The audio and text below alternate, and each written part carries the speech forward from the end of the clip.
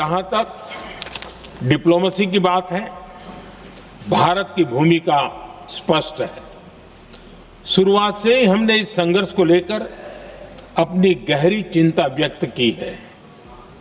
मैंने स्वयं भी पश्चिम एशिया की सभी संबंधित नेताओं से बातचीत की है।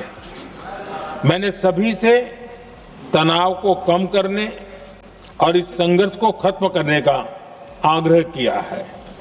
भारत ने नागरिकों, एनर्जी और ट्रांसपोर्ट से जुड़े इंफ्रास्ट्रक्चर पर हमलों का विरोध किया है।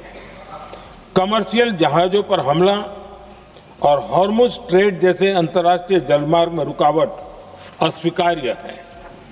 भारत डिप्लोमेसी के जरिए युद्ध के इस माहौल में भी भारतीय जहाजों के सुरक्षित आवागमन के लिए निरंतर प्रयास कर रहा है।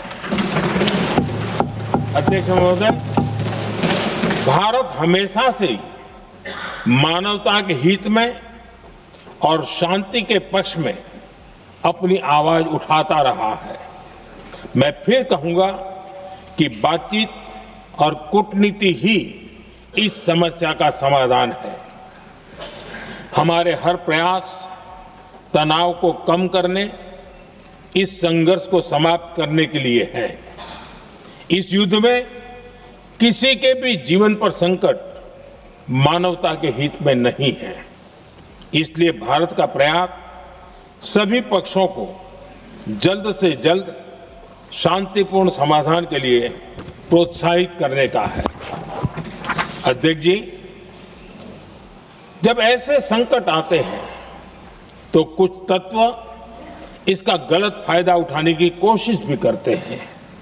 इसलिए कानून व्यवस्था सुनिश्चित करने वाली सभी एजेंसियों को अलर्ट पर रखा गया है। कोस्टल सिक्योरिटी हो, बॉर्डर सिक्योरिटी हो, साइबर सिक्योरिटी हो, स्ट्रेटेजिक इंस्टॉलेशंस हो, सबकी सुरक्षा को और मजबूत किया जा रहा है। अध्यक्ष जी, इस युद्ध के कारण दुनिया में जो कठिन हालात बने हैं, उनका प्रभाव लंबे समय तक बने रहने की आशंका है। इसलिए हमें तैयार रहना होगा, हमें एकजुट रहना होगा।